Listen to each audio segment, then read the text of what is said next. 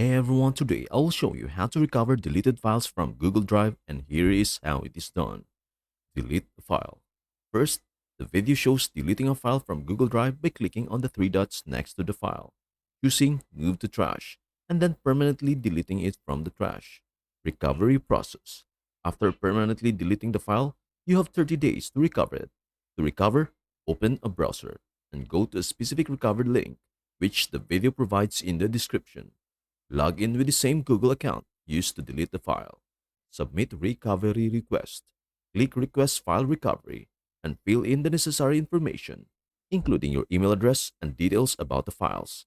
Provide your first name, last name, and confirm that you want to recover data from Google Drive. Submit the form. Receive confirmation. After submitting, you'll receive an email from Google confirming the recovery process. The video shows the user receiving the email within 1 to 2 hours, and after refreshing the Google Drive page, the deleted file reappears. Conclusion: the video emphasizes how quick and easy it is to recover permanently deleted files from Google Drive, as long as it is within the 30-day window. And that is everything you need to know about how to recover deleted files from Google Drive. Before we end, may I humbly ask you a favor? Please do like, share, and subscribe to our channel. This means the world to us.